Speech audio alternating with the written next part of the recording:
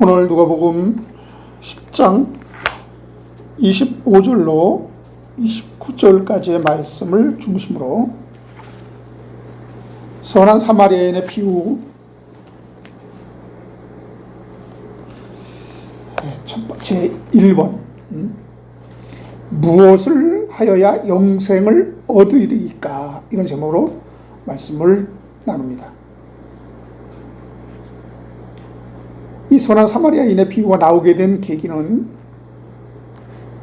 한 율법사가 예수께 나와 영생을 얻기 위하여 무엇을 해야 합니까?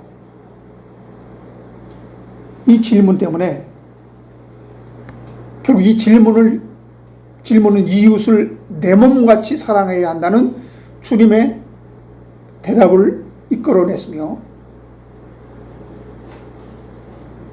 이 율법사로 하여금 그러면 내 이웃이 누굽니까? 이러한 진지한 질문 앞에 결국 주님이 비유를 하나 드셨는데, 그것이 오늘 우리가 다루고자 하는 선한 사마리아인의 비유입니다. 이번 주부터 이 선한 사마리아의 비유를 3회에 걸쳐서 이 비유를 다루겠습니다. 그런데 재밌는 건요, 마가복음 10장에도 보면은 이 율법사와 동일한 질문을 했던 부자 청년이 등장합니다. 이 두 사람이 똑같은 질문을 가지고 예수께 나왔는데 그 결말은 아주 판이하게 달랐던 것을 우리가 보게 됩니다.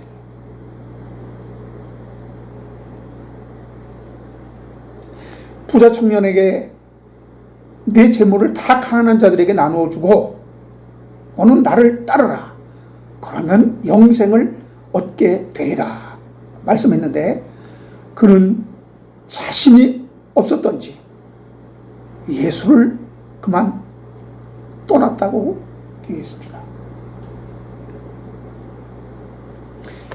이 마가복음 10장 17절 22절에 보면은 예수께서 길을 떠나시는데 한 부자 청년이 달려와서 그 앞에 무릎을 꿇고 예수께 묻습니다. 선한 선생님이여, 내가 무엇을 하여 영생을 얻으리까? 예수께서 이르시되 네가 어찌하여 나를 선하다 일컫느냐? 하나님 한 분 외에는 선한 이가 없느니라. 네가 계명을 안 하니? 살인하지 말라, 간음하지 말라, 도둑질하지 말라, 거짓 증언하지 말라, 속여 빼앗지 말라, 내 부모를 공경하라 하느니라. 그가 여짜오되 선생님이여, 이것은 내가 어려서부터 다 지켰나이다. 예수께서 그를 보시고 사랑하사 이르시되 네게 아직도 한 가지 부족한 것이 있으니 가서 내게 있는 것을 다 팔아 가난한 자들에게 주라. 그리하면 하늘에서 보화가 내게 있으리라. 그리고 와서 나를 따르라 하시니, 그 사람은 재물이 많은 고로 이 말씀으로 인하여 슬픈 기색을 띠고 근심하여 갔다 라는 말씀이 있습니다.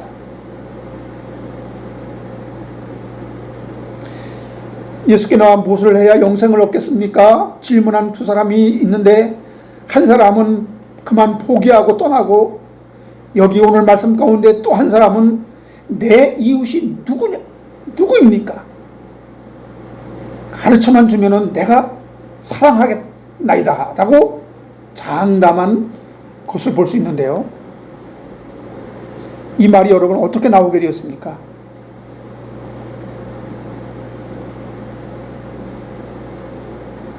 주님이 네 이웃을 네 몸처럼 사랑해 영생이 가능한 것이니라 말씀하시니, 그럼 내 이웃이 누굽니까? 내가 사랑하겠나이다 라고 물불 가리지 않고 내가 율법을 다 지켰다고 하면서 내가 내 이웃도 사랑해 보겠다고 장담한 이 율법사에게 들려주신 이야기가 바로 오늘 선한 사마리아인의 비유입니다. 그 유명한 선한 사마리아인의 비유. 그래서 나온 게 된 거예요. 아마 오늘 마가복음 10장에 한 청년이 전 재산을 다 팔아 가난한 자들에게 나누어 주고 나를 따르라 했을 때, 선한 선생이요, 가난한 자가 누굽니까?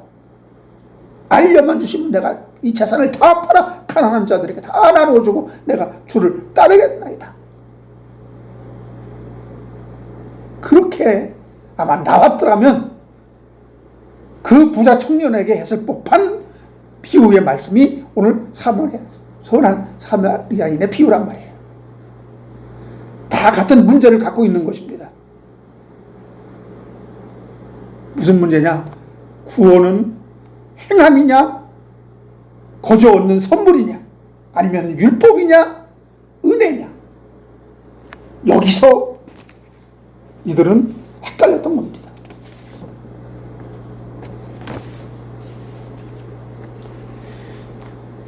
그러나 이 부자 청년은 재물이 많았기 때문에 그걸 정리할 용기는 없었던 거죠. 그가 정말로 영생을 믿었다면 재물과 영생을 바꾼 거잖아요.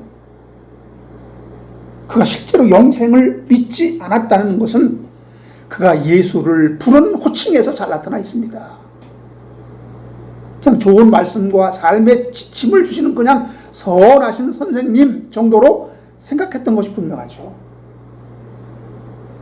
여러분, 우리도 신앙을 이 세상에서 착하게 살고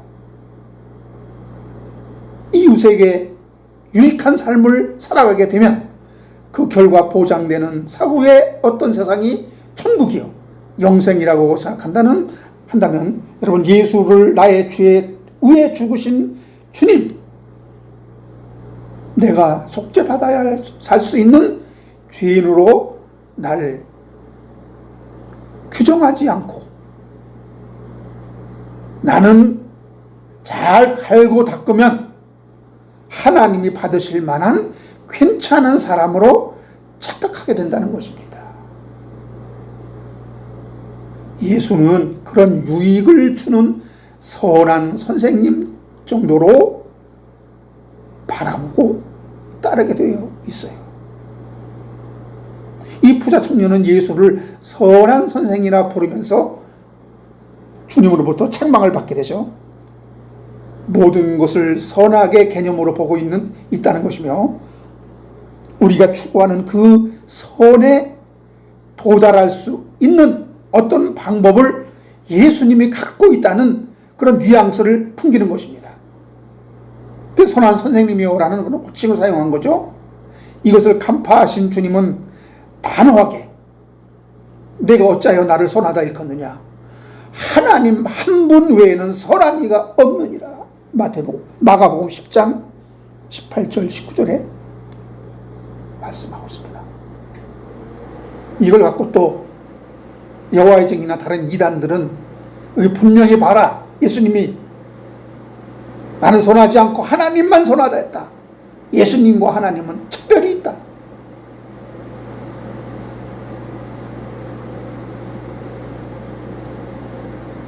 삼위일체를 부정하는 성구라고 갖다 들이대죠. 예수님께서는 선하지 않으시고 하나님 아버지만 선하다는 말씀으로 해석해서 분명히 이것은 성경은 삼위일체를 가르치지 않는다라고 주장하는 것입니다. 근데 거꾸로 이것은 삼위일체를 오히려 증거하는 말씀이에요.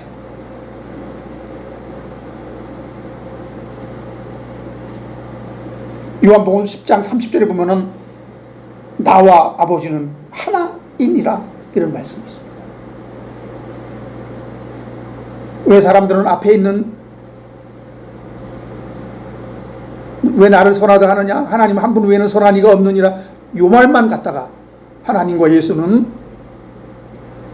차이가 있는 분이다 라고 그렇게 주장하면서 바로 그 다음에 나오는 30절에 나와 아버지는 하나이니라 이 말씀을 외면합니까? 여러분, 너는 나를 선하다 일컫는데 내가 선한 하나님이다, 그런데 내가 무엇으로, 어떤 연유로 네가 그것을 규정하느냐 말이다. 무슨 근거로 나를 선하다라고 판단하는 근거가 무엇이냐? 네가 나를 선하다, 악하다 판단할 수 있는 그런 위치에 있느냐? 누가 너에게 하나님을 판단할 수 있는 권리를 준 것이냐? 하나님은 좀 이걸 따져 물으시는 겁니다.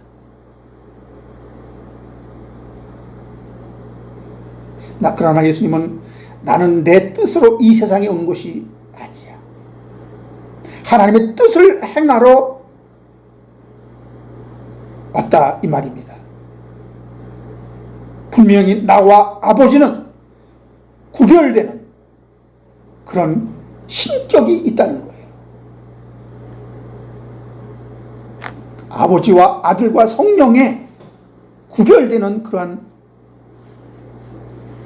신격이 따로 있으며, 나는 아버지의 명령을, 아버지의 뜻을 행하기 위해서 이 땅에 나는 아들로, 그리고 인간으로 이 땅에 왔다. 그래서 마태복음 24장 36절에 보면 그날과 그때는 천사도 모르고 아들도 모르고 아버지만 아시느니라 했습니다. 예수님이 육신을 입는 순간 예수님도 하나님, 전능하신 하나님도 하나님의 전지천능성이 그 육신의 한계 속에 제한을 받게 되는 것입니다. 시간과 공간 속에 제한을 받게 되는 것입니다. 그것을 다 예수님은 받아들이셨어요. 왜 그것만이 육신을 쓴 인간을 구원하고 영으로 거듭나게 해서 하늘의 영원한 하나님의 아들로 삼을 수 있는 유일한 방법이기 때문에.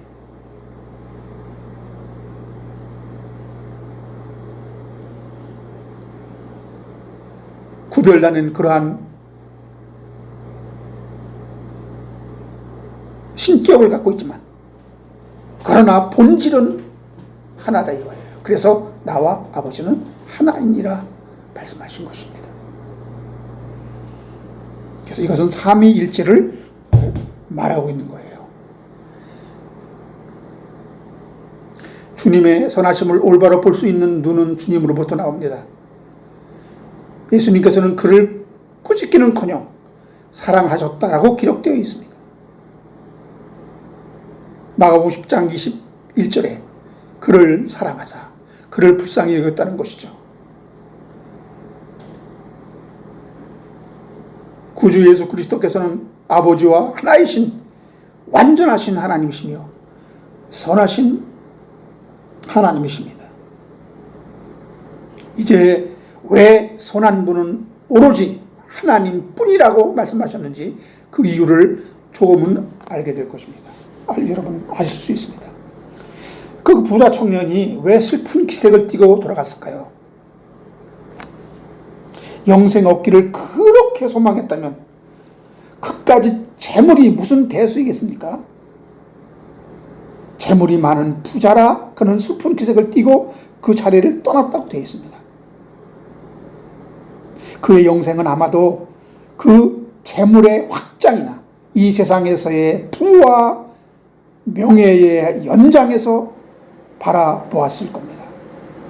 여러분, 기독교인들이 바라보는 천국은 이 세상의 부와 명예와 권위의 연장선상에서 하나님 나라를 소망하고 있는 것 같습니다. 근데 여러분, 부자와 나사로의 비유 중에서 예수님은 뭐라고 하셨습니까? 부자에게, 그 음부에서 고통받는 부자에게 나를 좀 그 물방울에 한 방울이라도 그 혀를 시원하게 할 수 있도록 그렇게 해주세요라고 간절히 부르짖을 때 하나님은 그에게 내가 살았을 때 너는 좋은 것을 누렸다. 그러니 나는 음부에서 고통받는 것이 마땅하다.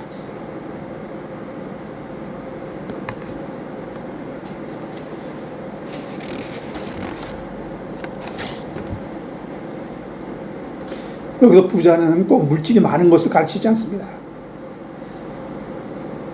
그럼 세상적으로 부유하다는 것은 물질뿐 아니라 지식과 경험과 능력과 명예 등 이 세상에서 행사할 수 있는 힘 전체를 함의하고 있는 거예요. 가난한 자 복이 있다는 산상수훈의 말씀은 물질의 가난만을 가리키는 것이 아니든 말입니다. 바리새인들은 돈을 좋아했다 그랬어요. 그들이 자신들의 부자라고 믿고 있었던 것은 율법을 가르칠 수 있는 학문과 지식과 그리고 명예를 겸비하고 있었고 선생 노릇을 했기에 자신들은 아무것도 부족함이 없는 자처럼 행세했던 것이 분명합니다. 그래서 그들은 엄청난 자부심을 갖고 있었어요. 누가복음 16장 19절 위에 보시면 부자와 나사로의 비유 이야기에서도 부자는 매일 호화롭게 연락할 정도로 부유한 자였으며 풍요한 자였습니다. 그러나 가난한 자를 돌아보는 여유와 궁핍한 자를 긍휼히 여기는 마음은 매우 빈곤했던 것을 알 수 있습니다. 그는 세상에선 부유한 자였으나 하나님 안에서는 자신밖에 모르는 곤궁한 자였습니다. 오늘 이 예수 앞에 나온 이 부자 청년은 바로 율법주의자요 행위 구원론자입니다. 어떻게 하면 영생을 얻을 수 있냐고 물은 것을 볼 때 부자 청년은 율법주의자요 행위주의자임이 틀림없습니다. 그래서 무엇을 해야 영생을 얻을 수 있냐고 그렇게 묻는 것입니다. 그는 그렇게 믿고 있었던 것입니다.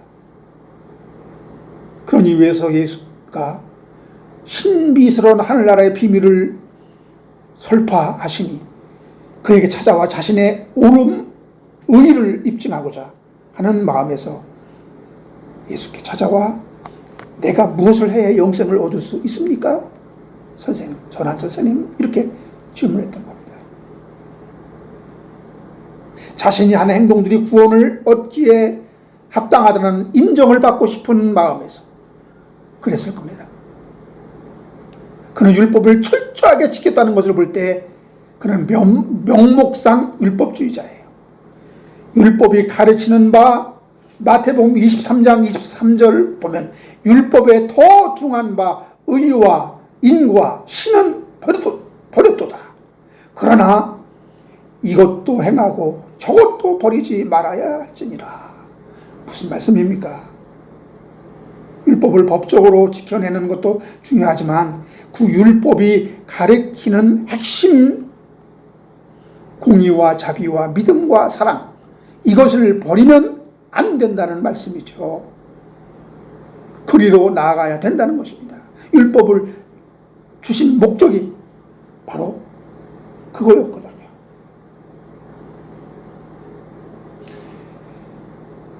사람들은 이런 얘기를 합니다. 율법은 복음을 담는 그릇이다.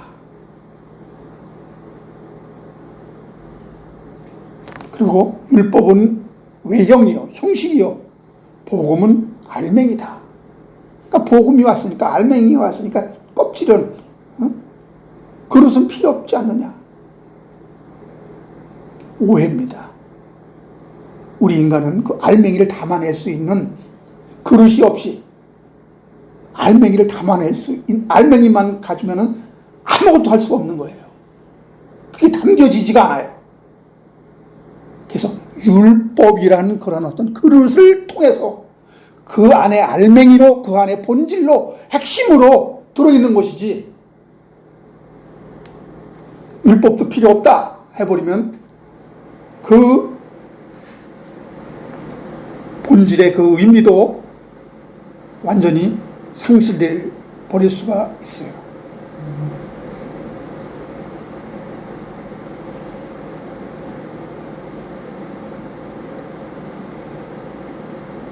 율법이 목적이 뭡니까? 그는 율법이 우리를 구원할 수 없다는 그 사실에 접근하지 못했던 겁니다. 율법 행함을 통해서 율법은 더 중요한 하나님의 의가 덧입혀져야 하고 하나님의 믿음이 거저 임해야 하며 하나님의 사랑이 와야 인간은 은혜로 구원받게 되는데, 그것이 율법이 아니라 예수 십자가로만 가능한 하나님의 섭리인 것을 저들은 깨닫지 못하는 것입니다. 율법과 함께 살았지만 깨닫지 못했던 것입니다. 왜? 율법은 주 예수께로 인도하는 봉액 선생이 되어야 한다는 그 말씀의 진리를 이해하지 못한 것입니다. 그래서 주님께 나가는 것은 나의 나됨을 증명하려는 자리로 갔기 때문에 그 예수는 하나님께로 나아가는 그냥 하나의 발판 정도로 생각했던 것이 분명합니다. 여러분, 그 예수가 하나님이에요. 그 예수가 진리인데 거기서 그리스도와의 하나 되는 연합이 이루어지지 않으면 어떻게 하나님을 만날 수 있겠습니까? 하도 답답해서 주님은 나와 아버지는 하나라, 하나라.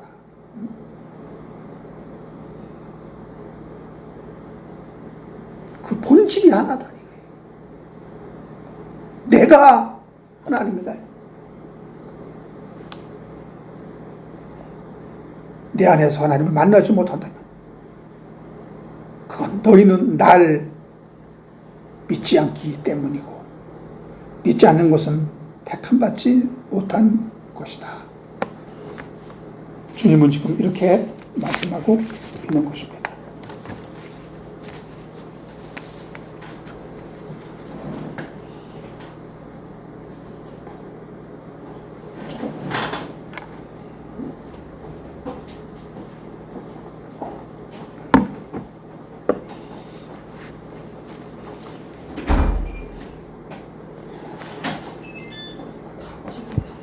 그런 마음을 갖고 역시 부자 청년도 예수께 접근한 것이죠.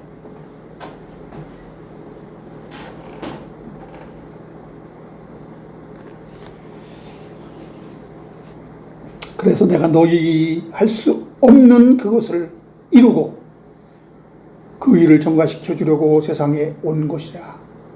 그런데 왜 날 믿지 않고 자꾸 뭘 하려고 그렇게 덤비니?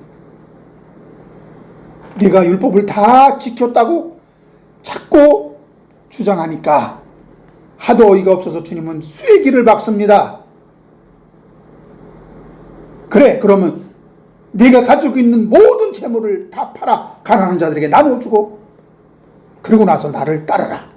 그러면 영생을 얻을 수 있어. 지금 예수께서는 부자 청년에게 그렇게 하면 영생을 얻을 수 있게 될 것이라고 그 방법을 알려준 것입니까?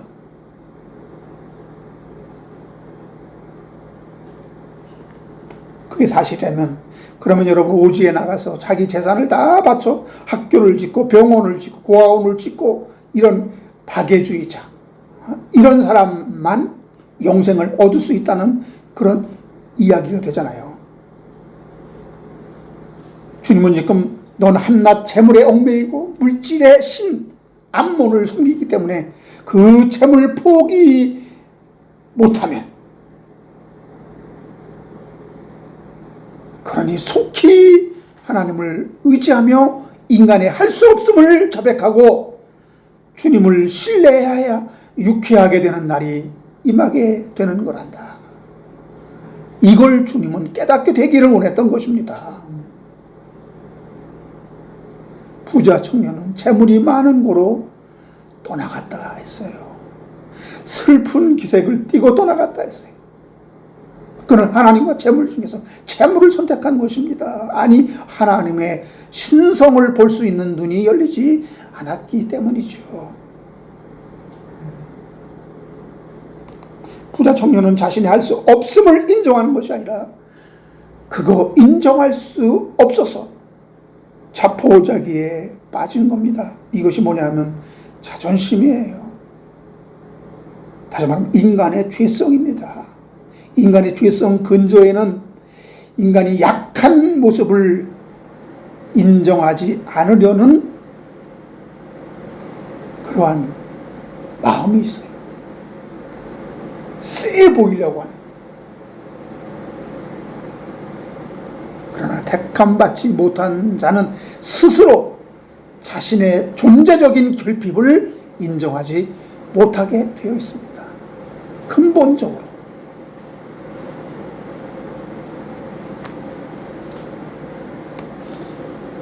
그래서 택함받지 않은 자들은 주를 의지하고 믿는 쪽으로 가지 않고 내가 그것도 안 돼.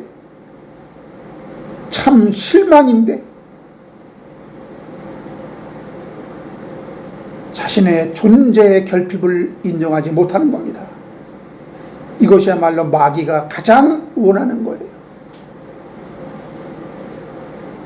어떻게 합니까? 하나님과 끝까지 맞서게 하는 겁니다. 하나님과 끝까지 맞서게 하는 거예요. 그래서 다시는 구원의 기회가 열리지 않게 만들어 버립니다. 여기서 우리는 중요한 포인트를 짚어야 돼요. 부자 청년은 주님의 말씀에 자포자기하여 주의 말씀은 나와는 길이 다르다라고 생각하고 주님을 떠나버렸어요. 영원히 버려진 자로 유기된 자로 그는 자신의 삶을 통하여 증명하고 나타내며 살아갈 뿐입니다. 그러나 오늘 율법사는 뭐라 했습니까? 어떤 율법사가 일어나 예수님을 시험하고자 말했습니다. 선생님, 제가 무엇을 하여야 영생을 얻을 수 있습니까? 예수님께서 그에게 물었죠. 율법에 무엇라고 기록되어 있느냐? 너는 어떻게 읽었느냐? 율법사가 대답하되 내 모든 마음과 모든 목숨과 모든 힘과 모든 뜻을 다해 주 내 하나님을 사랑하라고 하였고 또 내 이웃을 내 몸과 같이 사랑하라고 하였습니다. 예수께서 그에게 말씀하십니다. 내 대답이 참 옳도다. 그래, 그것을 행하라. 그러면 살 것이다. 그랬어요. 이것을 행하라. 그러면 살 것이다. 여러분, 행위주의에 얽매인 자는요, 행함으로 문제를 풀어야 합니다. 더 큰 짐을 지게 하여 나의 할 수 없음을 인정하게 하는 거예요.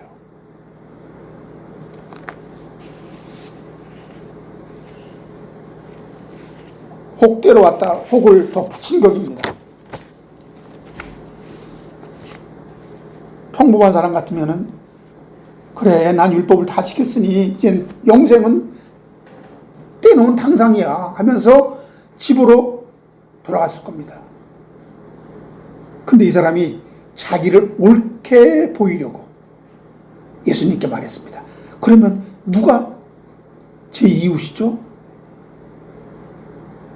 동기가 뻔히 보이죠. 자기를 옳게 보이려고.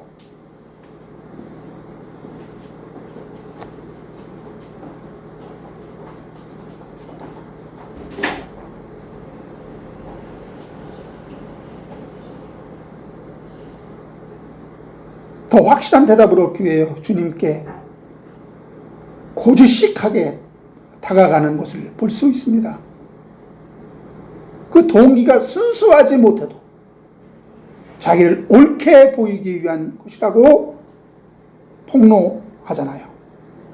그리고 그는 예수를 시험하기 위해서 접근했던 것도 사실입니다.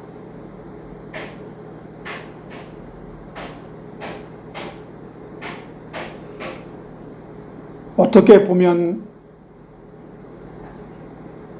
자만해하는 그런 모습으로 보일 수도 있고, 그는 중간에 포기하지 않고 끝까지 주님을 괴롭힐 정도로 주님께 다가갔다는 겁니다. 결국 그의 끈질긴 질문이, 집요한 관심이 오늘 선한 사마리아인의 비유가 나오게 된 계기가 되었다는 거예요. 이것은 우리가 나의 할 수 없음이 드러나고 나의 형편없음이 사정없이 폭로될 때 나 같은 것이 무슨 예수를 믿는다고 세상에 타협하고 육신에 타협하고 재물에 타협하여 자포자기에 빠진다면 그건 더 이상 길이 없는 겁니다. 재물이 많아 재물의 노예가 되어 진리에 관심은 있었지만 난 아니구나 판단하고 그만 진리에서 멀리 떠나버리는 것이 얼마나 어리석은지 보여주고 있는 거예요. 그와는 대조적으로 오늘 율법사는 짓궂을 정도로 주님을 붙들고 늘어진 결과 그가 진리를 깨달았는지는 모르지만 가능성이 보였고 우리들에게 선한 사마리아인의 비유가 나오는데 그 주인공이 되온 것입니다. 오늘의 율법사도 살인, 간음, 도둑질, 거짓 증언하지 않았고 남의 것을 속여 빼앗지 않았으며 부모를 공경하라는 율법을 다 지켰다고 주장했는데 여러분 이런 믿음이 영생을 보장하지 못한다는 것을 스스로 인정하는 겁니다. 이거 다 지켰는데 뭐가 부족해서 이거는 신에 붙지 않은 거예요. 그러니까 율법주의로는 구원의 확신과 영생이 보장이 안 된다는 것을 스스로 안다는 거죠. 그리고 뭔가 부족하니까 주님께 나와가지고 뭔가 확실한 대답을 얻기 위해서 물은 겁니다. 이거 다 지켰는데 선생님이요, 이것은 내가 어려서부터 다 지켰나이다. 자신 있게 말하면서 이거 말고 더 확실한 방법을 알려주세요. 그런데 이것으로는 내가 영생을 확신할 수가 없거든요. 이 말입니다. 뭔가 내 마음에 확신을 갖게 할 무엇인가 막연한 것이 아니라 뚜렷한 것을 내놓으라고 지금 하는 급격입니다. 그는 여전히 앞에 계신 주님 앞에 자신이 율법을 지켜낼 수 있는 없는 죄인이라는 것을 모르고 율법은 인간이 얼마나 율법이 요구하는 그 선에 그 기준에 미치지 못함을 알게 하시기 위함인데 이걸 무시하고 율법을 지켰다고 우기면서 다른 조건을 요구하고 있는 참으로 어이없는 모습을 지금 보는 것입니다. 율법주의자, 행위론자들의 그 어이없음을 여러분은 보는 거예요. 그러나 우리가 진리에 이르기 위해서, 아니 영생을 얻은 자답게 사모함이 있어야 합니다. 진리에 갈급한 심령으로 그 영생 얻은 자의 모습이 나타나야 하며 더 깊고 깊은 진리가 나오도록 말씀을 맡은 서기관처럼 그 곡관에서 양식을 끄집어내야 합니다. 마태복음 13장 51절 52절에서 이 모든 것을 깨달았느냐 하시니 대답하되 그러하오이다. 예수께서 이르시되 그러므로 천국의 제자된 서기관마다 마치 새 것과 옛 것을 그 곡관에서 내어오는 집주인과 같으니라 했습니다. 천국의 제자된 서기관들은 그 곡관에서 새 것과 옛 것을 끄집어낸다 이거예요. 이건 어떤 의미에서는 율법이요 복음이요, 율법에서도 은혜를 받아야 됩니다. 복음에서도 은혜를 찾아야 되고, 어떤 면에서 이건 구약과 신약입니다. 구약에서도 우리는 거기서도 우리는 은혜를 받아야 되고, 신약 속에서도 거기서 우리는 복음을 깨달아야 됩니다.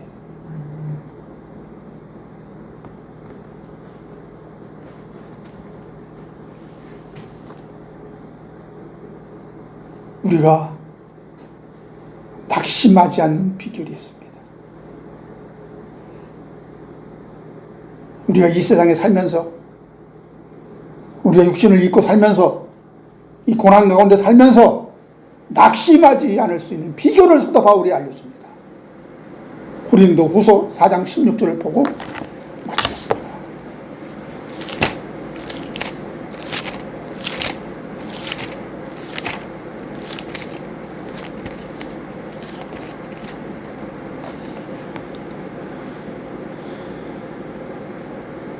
고린도후서 4장 16절. 그러므로 우리가 낙심하지 아니하노니 우리의 겉사람은 낡아지나 우리의 속사람은 날로 새로워지는도다. 아멘.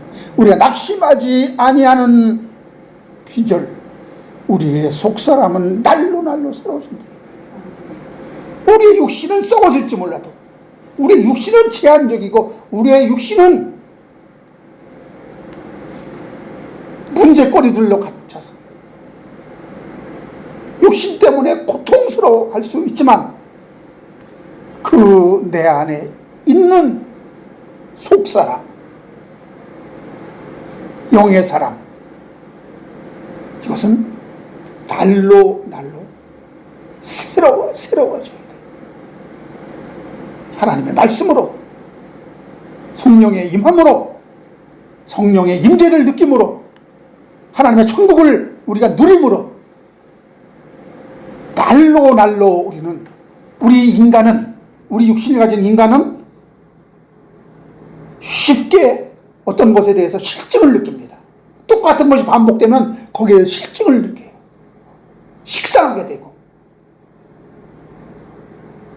그래서 우리는 그 시간과 공간을 초월하지 않고, 어떤 문자에 매이지 않고, 어떤 것에 매이지 않는 그 하나님의 말씀의 영에 의해서 날마다 우리는 그 말씀의 새로운 적용을 통해서, 새로운 영감을 통해서, 새로운 하나님의 깨달음을 통해서 날마다 내가 새로워져야 낙심하지 않는다는 거예요. 그렇지 않으면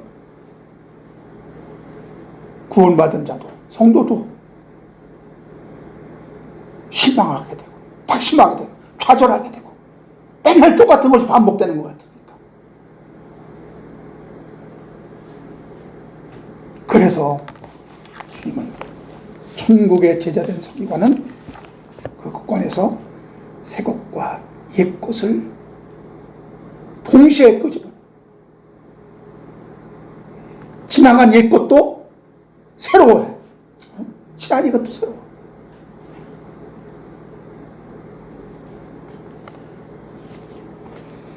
기도합니다.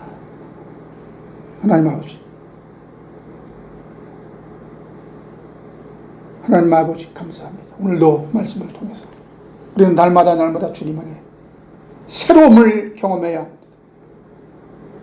우리 육신에 속해 있지만, 시간과 공간 속에서 제한된 속에 갇혀 있지만, 우리의 영혼, 우리의 속사람은 날로 새로워진다고 했습니다. 그것은 하나님의 말씀의 새로운 경험을 통해서, 하나님의 말씀의 새로운 깨달음을 통해서, 하나님의 영감을 통해서, 하나님의 계시를 통해서만이 가능합니다. 아버지 하나님, 우리 육신은 피곤을 느끼고, 짜증을 느끼고, 실증을 느끼고, 같은 것이 반복되면 지루함을 느끼고 식상함을 느낍니다. 그 육신의 모든 것을 맡기지 않고, 그 육신을 초월할 수 있는, 영원한 세계를 초월할 수 있는, 시간과 공간을 초월하여 우리를 새롭게 하고, 시간 속에 얽매이지 않고, 인간의 지식에 얽매이지 않고, 지식을 초월한 영원한 하나님의 말씀, 그 하나님의 말씀 앞에서 날마다 어제 보던 것, 작년에 보던 것, 오늘 또 새로워지게, 새로운 말씀을 깨닫게 하고, 새로운 말씀이 적용되게 하고, 새로운 체험을 통해서 아버지, 날마다 새로워지는 자신을 경험하게 하옵소서. 예수님의 이름으로 기도드리옵나이다. 아멘. 하늘에 계신 우리 아버지, 이미 거룩히 여기고